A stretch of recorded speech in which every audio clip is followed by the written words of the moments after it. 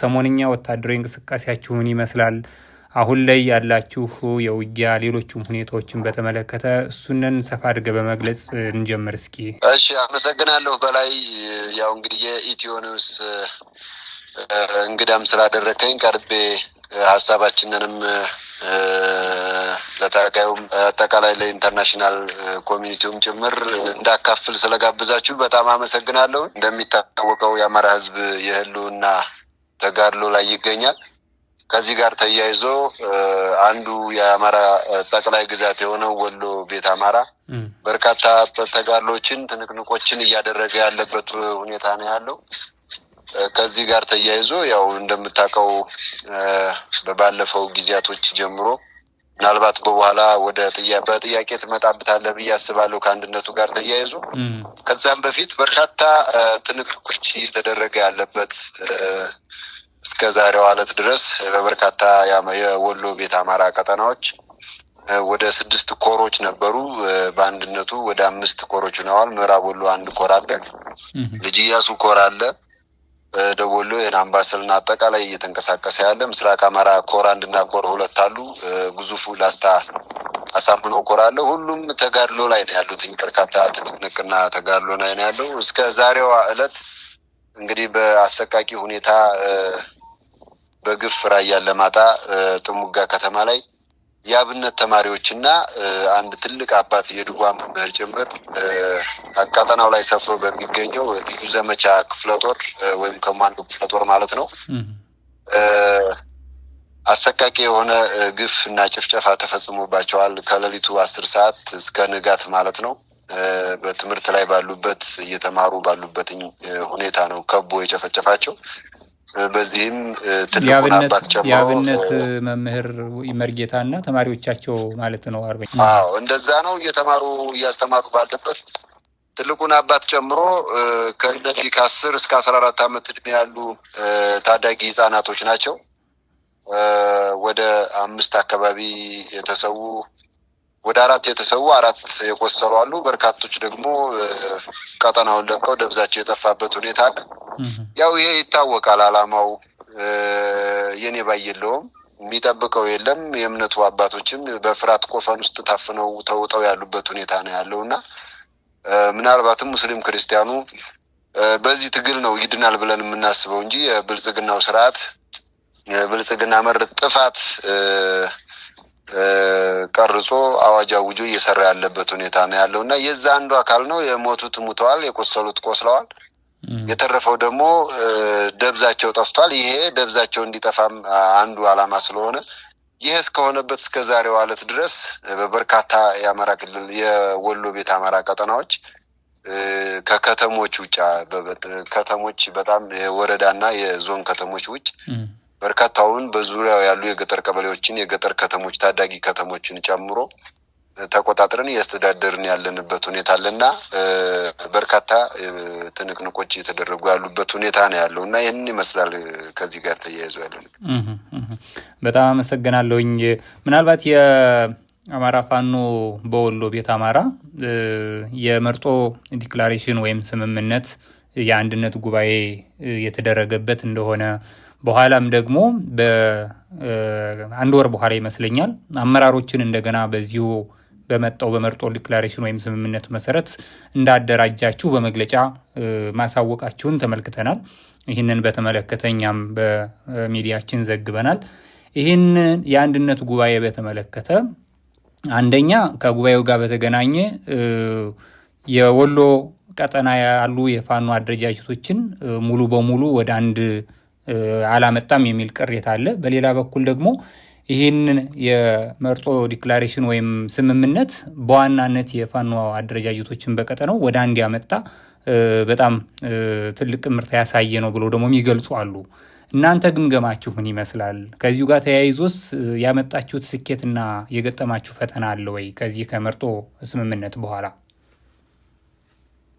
አመሰግናለሁኝ በላይ ጥሩ ጥያቄ ነው። ያው እንግዲህ የመርጦ ስምምነት በታሪካዊቷ ባለ ትልቅ ታሪክ ናት። የጉባላ በመርሳ በሐርቡ ስር የምትገኘው መርጦ ከተማ ጥር ስምምነቱ የተደረገው ከጥር 14 በኋላ ከመርጦ ዲክላሬሽን ላይ ስምምነቱን ፈጥረናል።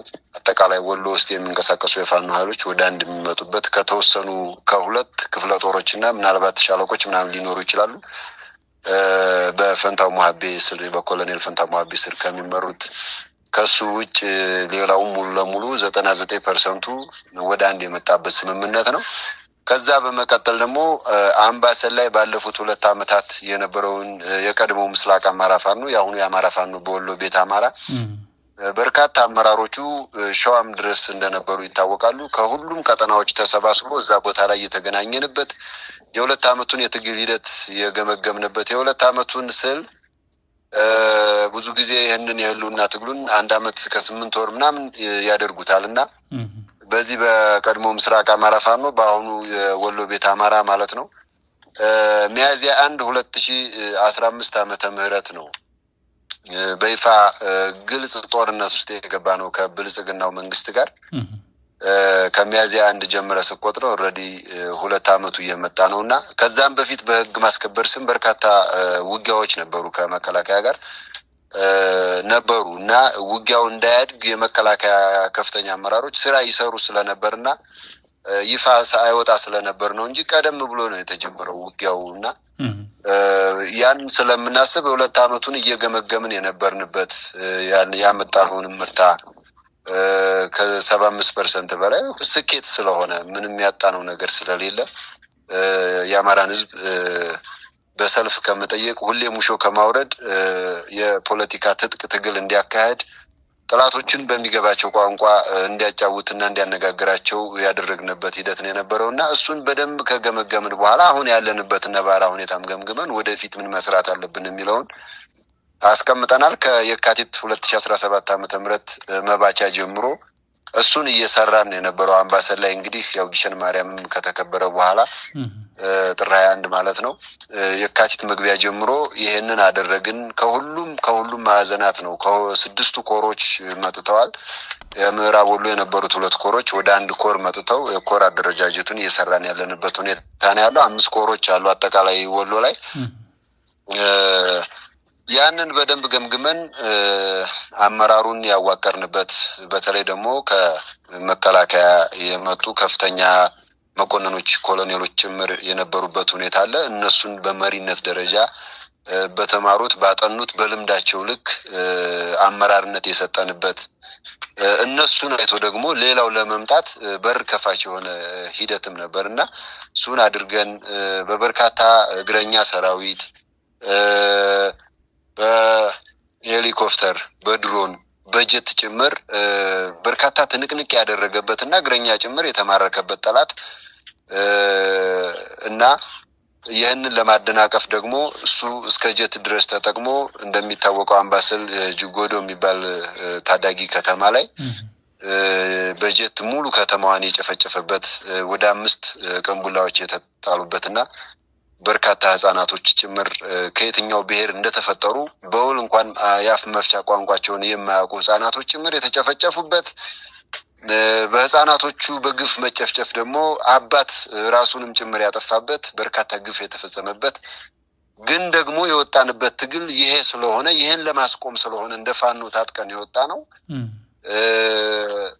ያለውን ሁኔታ ዋጥ አድርገን ብዙ ነገሮችን ዋጥ አድርገን አሞታችንን ክትት አድርገን እየታገልን እንደሆነ ይታወቃል። ያንንም ሁኔታ በዛ ልክ አይተን የመለኩሴ እናትም ጭምር ቤት ሳይቀር በጥቃቱ ሳይሆን ሆን ተብሎ በሳት የነደደበትም ሁኔታ የነበረበት ሁኔታ አለ። እሱን ሁሉ መራራ ሁኔታ ውጠን ሁኔታውን በስኬት አጠናቀን ስኬት ሲባል ሀዘኑ በጎን እንዳለ ደስታውም ትግሉም ደግሞ ስለማይቀር በትግሉ ስለሆነ ያ ሀዘን የሚቀረው ያንን ያደረግንበትና ከፍተኛ ስኬት ያስመዘገብንበት አንድነት ያመጣንበት በአንድነቱ ደግሞ በርካታ የወሎ ታጋይ ወደዚህ ትግል የመጣበት ከዛ በዘለለ ደግሞ ሙሉ ለሙሉ አልያዙም የሚባለው ያው መቼም ታውቀዋለህ የሰው ስብስብ ነው።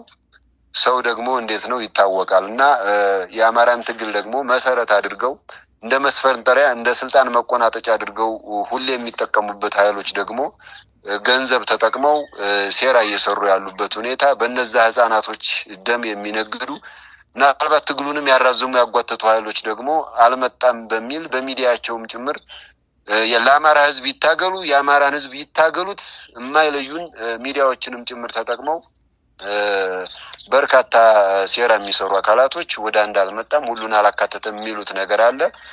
ያልተካተቱ 2 ክፍለ ጦሮች ነበሩ በፈንታው ሙሀቤ ስር እንደነገርኩ በኮሎኔል ፈንታው ሙሀቤ ስር እነሱን ደግሞ በሰላማዊ መንገድ ያመጣንበት ራሳቸው ወደው ፈቅደው መግለጫ የሰጡበት ከዛ በዘለለ ግን ቁስለኛ ጭምር ጥቃት ይፈጸም እንደነበረ ሲገልጹ የነበሩበት ሁኔታ እጅግ በጣም የሚያሳዝን ነበርና ያን ሁሉ ተቋቁመን ፀሐይ መውጫ ላይ አስከብቦ ራሱ ኮሎኔል ፈንታው ሙሀባው ከነ ጄኔራል አሰፋ ቸኮል ጋር እየተሞዳሞደ የራሱን ቤት ምሽት 4 ሰዓት አስከብቦ እሱ ከወጣ በኋላ ልጆቹን አስከብቦ ግን ድራማ ሰርቶ ያስበላቸውን ወጣቶች በግድም ቢሆን ማሰባሰብ ለኛ ጽድቅ ነው። እንደ መሪ ታሪካዊ ኃላፊነት አለብን። መሪዎች ነን። ያን የማድረግ ግዴታ አለብን። ልጆቹ ግን በሰላማዊ መንገድ እየመጡ ወደ እውነተኛው ታጋይ ወደ ዋርካው ምሬ ወዳጁ የተካተቱበትና አማራ ፋኖ በወሎ ቤት አማራ ትግሉም ታጋዩም ወደ አንድነት የመጣበት እግዚአብሔር በሚያውቀው በጣም በከፍተኛ ሁኔታ ስኬት የተቆናጠጥንበትና ስኬት ያገኘንበት ሂደት ነው የነበረው። አጠቃላይ ይሄንን ይመስላል የነበረው ሁኔታ በላያ። እንግዲህ አርበኛ አበበ ከዚህ ከኮሎኔል ፋንታሁን ሙሀቤ ጋር በተገናኘ አንደኛ ቀደም ሲል አብራችሁ እንደነበራችሁ በአማራ ፋኖ በወሎ ከዛ በኋላም በኮሮችም ሳይቀር የአንድነት ጥሪ ሲተላለፍ እንደነበረ እናስተውላለን። በሁለታችሁም በኩል በኮሎኔል ፋንታሁን ሙሀቤም በእናንተም በኩል በጋራ መሆንን እንደምትፈልጉ ነው በአደባባይ የምትገልጹት።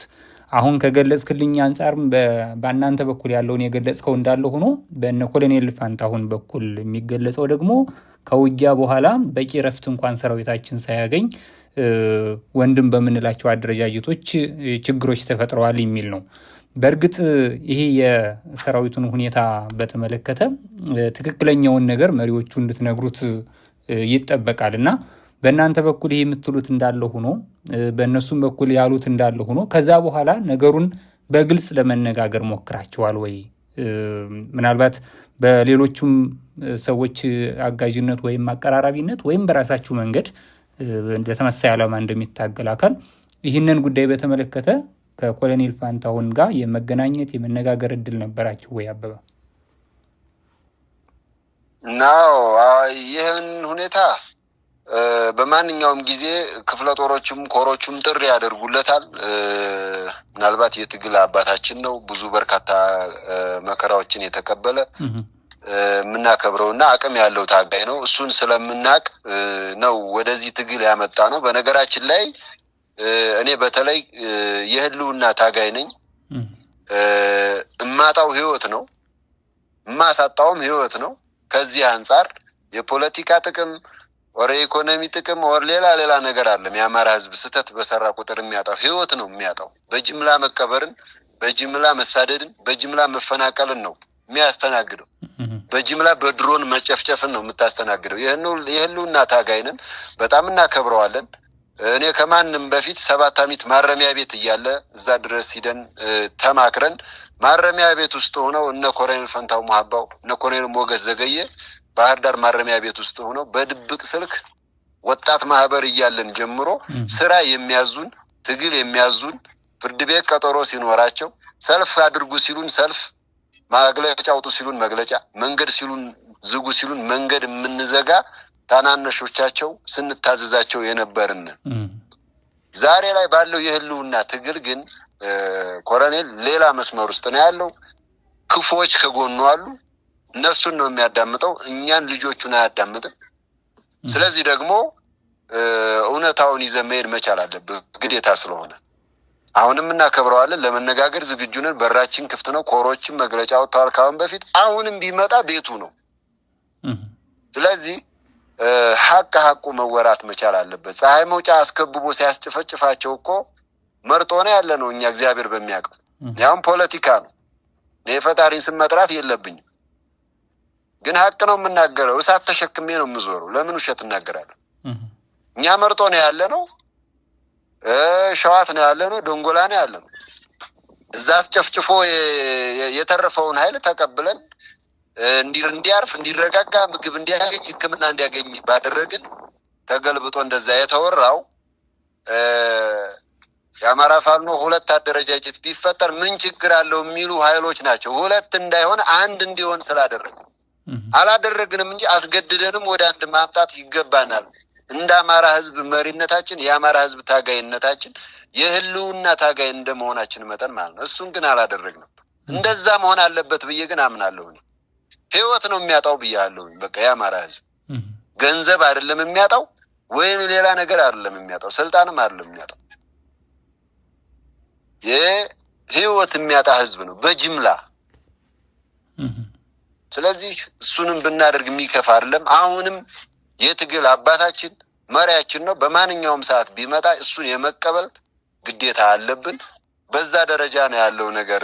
ከዚህ አንጻር በላይ በጣም ጥሩ። እንግዲህ ያው አሁንም ቢሆን የአንድነት መንፈስ ያለው እና በራችሁም ክፍት መሆኑን ነው የገለጽክልኝ። ከዚሁ ጋር አያይዘን ማየት ያለብን ይመስለኝ አበበ፣ በተደጋጋሚ ብዙዎቹ የሚጠብቁት ጥያቄዎችም የሚጠየቁት የፋኖ አደረጃጀቶች በጥቅሉ ወደ አንድ እንዲመጡና የጋራ የሆነ ተቋም ተገንብቶ የአማራ ህዝብ ትግል ወደፊት የበለጠ እንዲራመድ ብዙዎቹ ከዚህ ምኞት ከዚህ ፍላጎት አንጻር ፋኖ መቼ ነው አንድ የሚሆነው፣ አደረጃጀቶቹ ወደ አንድ የሚመጡት መቼ ነው የሚል ጥያቄ ያነሳሉ። በተቃራኒው ደግሞ አንዳንዶቹ ለስልት አጠቃላይ ለትግል ስልት እስካሁን የመጣበት መንገድ በዚህ መልኩ መሆኑ ተገቢ ነው፣ ቢሆንም ግን አሁን ወደ አንድነት የሚመጣበት ጊዜ ነው የሚል ወደ ፊት የግድ አንድ መሆን እንዳለባቸው የሚገፋ ጥያቄ ነው ከየአቅጣጫው እየመጣ ያለው እና ይህንን ጥያቄ ነው እኔም ለአንተ ማቀርብልህ አበበ። ምን ላይ ነው የፋኖ አንድነት? አመሰግናለሁ። ብዙ ዝርዝር ጉዳዮች ውስጥ አልገባም። መርህ እጥሳለሁ እንደዛ ከሆነ። ከዚህ ከአማራ ፋኖ አጠቃላይ አንድነት ጋር ተያይዞ መርህ መጣስ ስለሌለብኝ እኔ ብዙ ዝርዝር ጉዳዮችን የመናገር ስልጣኑ የለኝም። ግን ጠቅለል ባለመልኩ የአማራ ፋኖ ትግል መታጠፊያ ላይ ያለ ትግል እንደሆነ ሁላችንም እናምናለን። መሪ ድርጅት ያስፈልገዋል። የአማራን ህዝብ በመሪ ድርጅት ማታገል እንደሚያስፈልግ ሁሉም ያምናል፣ ከእግረኛ እስከ አመራር ድረስ። ከዚህ አንጻር ያው ድርጅቱንና አመራሮቹን ይፋ ማድረግ ነው የቀረው እንጂ ከዛ በዘለለ ሰብሳቢዎቹ የአራቱም ቀጠናዎች የቢዛሞን ጨምሮ ይነጋገራሉ፣ የፖለቲካ ክንፉ ይነጋገራሉ፣ ወታደራዊ አዛዦቹ ይነጋገራሉ፣ ዘመቻዎቹ ያወራሉ፣ ህዝብ ግንኙነቶች እናወራለን። ንግግሮቹ አሉ፣ ጥሩ ግንኙነቶች ናቸው ያሉት። መግለጫ በጋራ ነው የምናወጣው። ከፍላጎቱ አንጻር ይህንን ማስፈጸም ታሪካዊ ኃላፊነትና ግዴታ አለብን። እስኪ ህዝባችንን ሁሌ ተስፋ እየሰጠን ከአዲስ ዓመት ጀምሮ አሁንም እንደዛ እየሆነ የሚሄድበት ሁኔታ የለም። የሆነ ሆኖ መፍጠር አስፈላጊ ነው። መታጠፊያ ያለ ትግል ነው። መታጠፊያ ላይ ያለ ትግል እንደሆነ እናምናለን። እንግዲህ ወደፊት እስኪ ከፈጣሪ ጋር እናየዋለን። በዛ ልክ እናያዘው። የአንድነቱ ላይ መሪዎቹንና ድርጅቱን ማሳወቅ ነው የቀረው ሲባል፣ ስለዚህ ብዙ ስራዎች አልቀዋል ማለት ይቻላል። በላይ የአንድነቱን ጉዳይ የዚህን ያክል ካልኩ ሌላውን ዝርዝር ጉዳይ ብዙ የሚወራውና የሚሰራው ተመሳሳይ ሆኖ ላይመጣ ስለሚችል እንደው ሰርፕራይዝ ብናደርገው የምስራች ይዘን ብንመጣ ይሻላል ሰርተን እና አሁን መቀራረቡ አለ። በቃ አንድነቱ እንደሚያስፈልግ ሁሉም ያምናል። መሪ ድርጅት እንደሚያስፈልገን እናምናለን። እሱን ካላደረግን ሽንፈትም ሊመጣ እንደሚችል እናምናለን።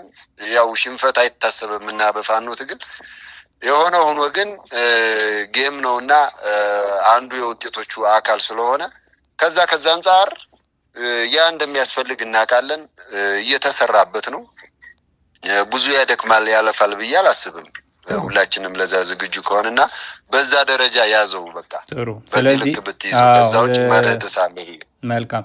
ያው ያለ ጊዜያቸው የሚገለጹ ነገሮች እንዳይኖሩ ከሚል ጥንቃቄ በዛበት መልስ ነው የሰጠኝ። አመሰግናለሁ። ሶስተኛ ጊዜ ወይም ከዛ በላይ ይሆናል ይመስለኛል አገዛዙ አሁንም ሌላ ቀጠሮ ይዟል። በ3 ወር የፋኖ ኃይሎችን ደምስሼ በትኜ ይህንን የህግ ማስከበር ሲሉ የጠሩትን ዘመቻ አጠናቀቃለሁ ብሏል። አሁን ደግሞ ይህንን በተመለከተ በተለይ የክልሉ የብልጽግና ባለስልጣናት በይፋ ተናግረዋል። በእናንተ በኩል ይህን ጉዳይ እንዴት ነው የምታዩት?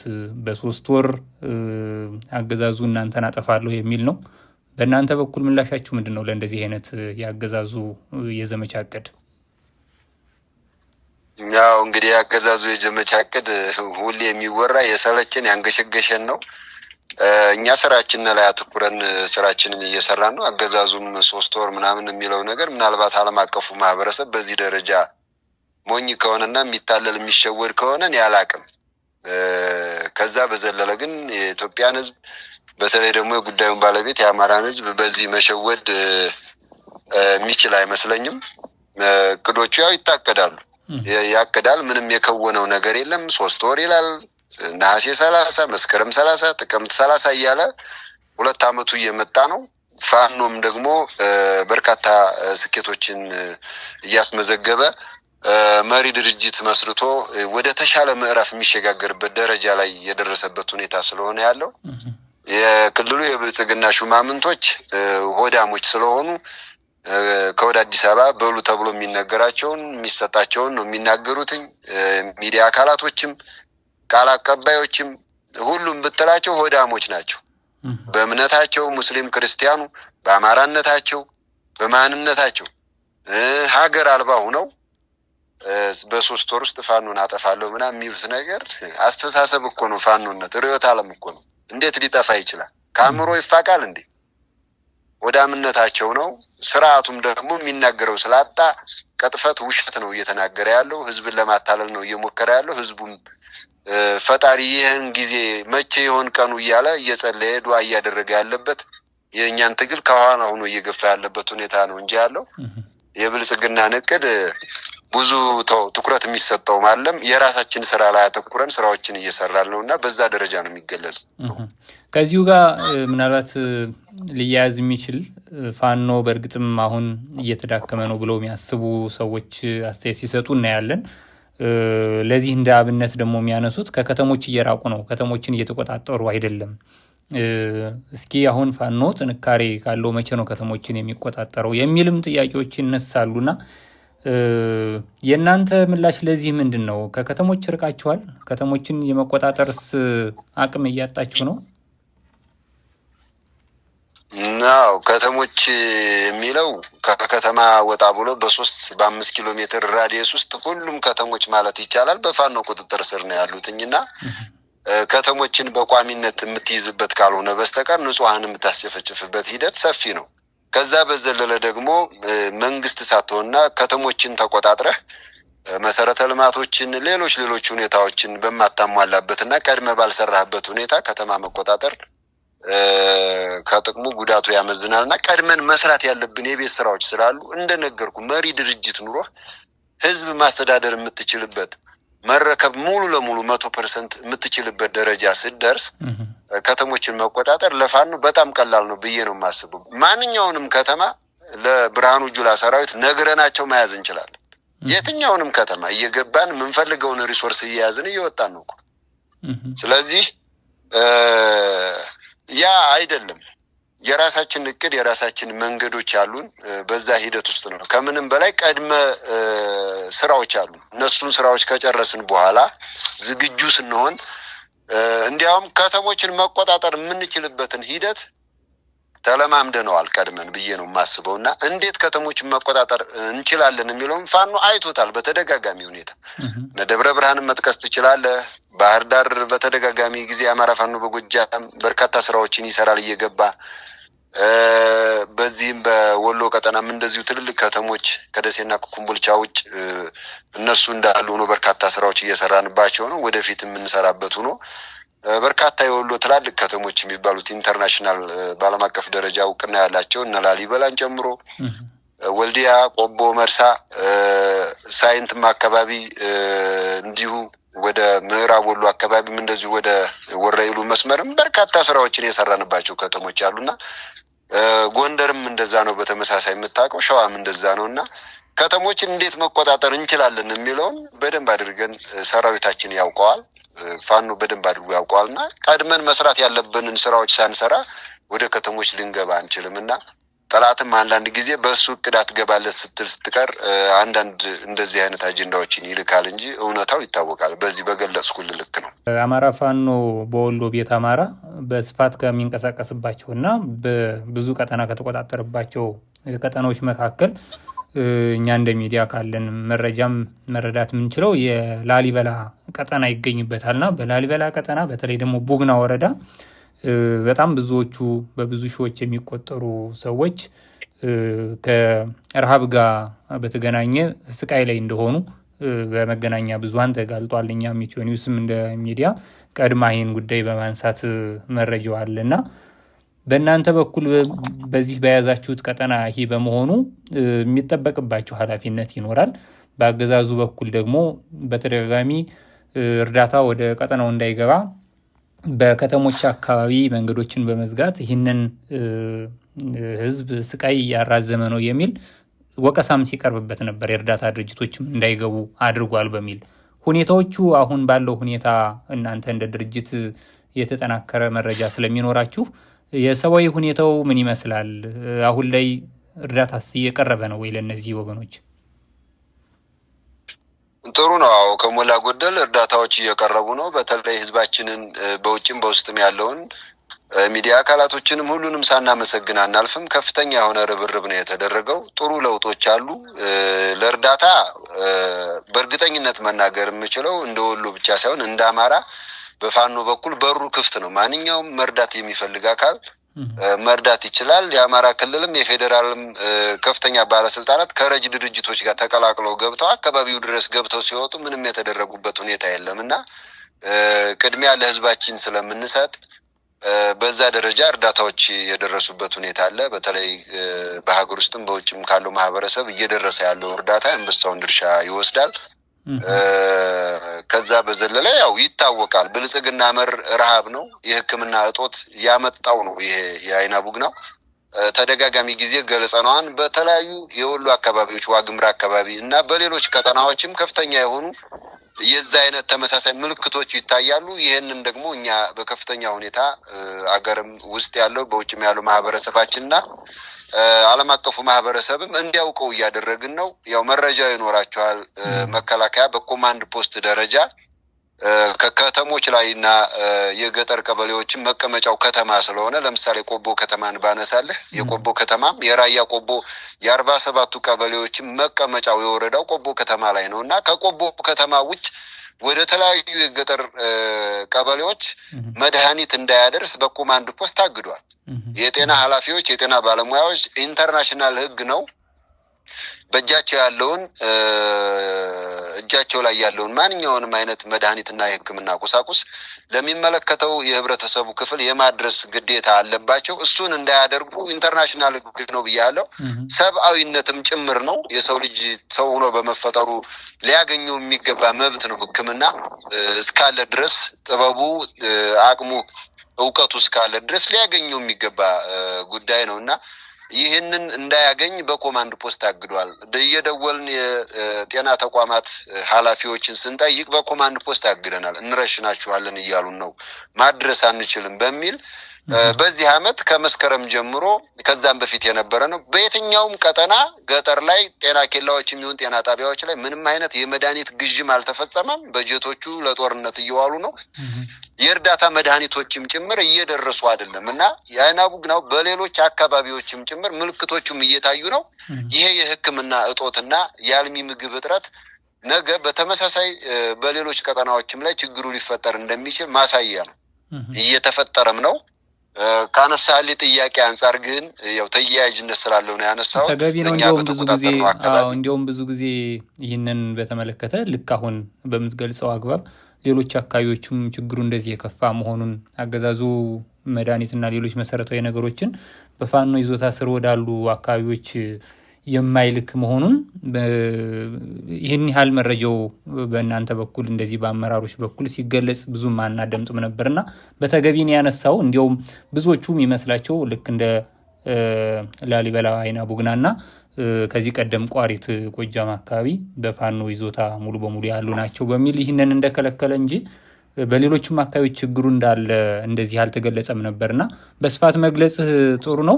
ምናልባት ለሚመለከታቸው አካላት ከዚህ ጋር ተያይዞ በላይ መታወቅ ያለበት ከዚህ ጋር ተያይዞ አንድ የምጨምር ነገር ምንድነው ሙሉ ሰሜን ወሎ እንደዛ አለ፣ ደቡብ ወሎ ምዕራቡም ተመሳሳይ ነው እንደኛ እንደ ወሎ ቀጠና። አሁን ለምሳሌ የአማራ ፋኖ በወሎ ቤት አማራ አንድነቱን ልንሰራ ወደ አምባሰል በሄድንበት ጊዜ አምባሰል አካባቢ እዛ ጊሸን አካባቢ ያሉ ጤና ጣቢያዎችንም ለማየት ሞክሬያለሁ።